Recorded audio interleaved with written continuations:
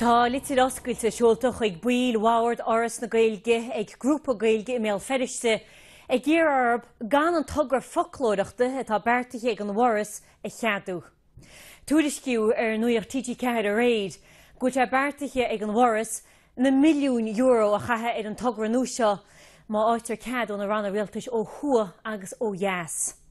Ach tá grúpaí Gaeilge animníoch ag an nám ceanna faoin near siar tá áitheann ag Fhoras na Gaeilge scéim phobal Gaeilge agus tá siad ggéire gunneannaí áhacnamh ar a bláin. Faoin scéim phobal Gaeilge an Fhoras na Gaeilge muoinú a rúpaí Gaeilge ar bhain eile eilande chun áfaice forbartha a ástú leis a Gaeilge a thorthan cinn ar bhain pobal. Fá lethir tá naoin áfaice dheag fástathe ar fod na tíre, hín deag acu sin an seo sa tuaisceart. A faoin na coinne latha úra atá Fhoras na Gaeilge ag máú don cheadhhaute muoinithe eile, deir grúpa Gaeilge gannnear dochar mhór fa. Fuairiscí Nuacht TG4 réir gur mín le Fhoras na Gaeilge tágtha úr folklóireachta a bhainú ar thostas 2.5 milliún euro. Dar réir a phlean seo dhéanaí folklór Gaeilge Burla agus folklór Gaeilge Arbor tar seart mianna agus dástapí trachas a chuig duine. Níl dhearartas formalta genta go fáil áfa ag an áras ar an chóla airachta chuaigh háas, a lach bord an áras a principal leis an bháú ag criniú a bhí acu le linn airachtas na saona. Agus mar regra ar sin taillitir oscailte seolta inniu ag stúthar Arbort Fhoraiste agus dhearmhil dá bhord an áras, chuig poil ratha an bhord ag geiríatú gan an tagra folklóireachta a cheadú a bhíneise na geirithe eile.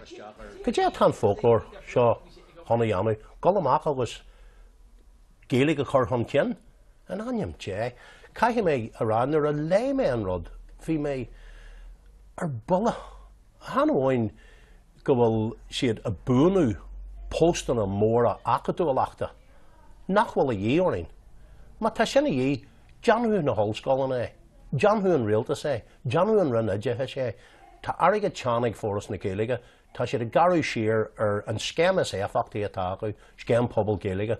Háiríthe be me denna sládomlan ar serviceí.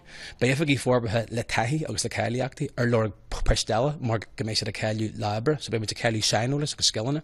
Agus hanna bhain sin go méid na serviceí atá a hacadú ag na hifagí forbathe sin.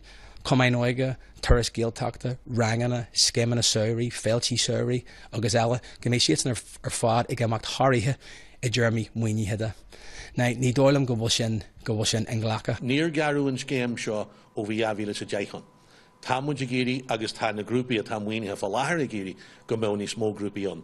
An taon bhalla thugainn le sinna dhéanú ná an cirú mar atá deanta agin go dtí 8 faoin chéad den túrastal 6 céad faoin chéad. Ach níléon cheangal idir pléchapais a scethú agus an scéim phobal Gaeilge agus an cirú ar an scéim phobal Gaeilge. Is dhearrod omlan éagsúlaid.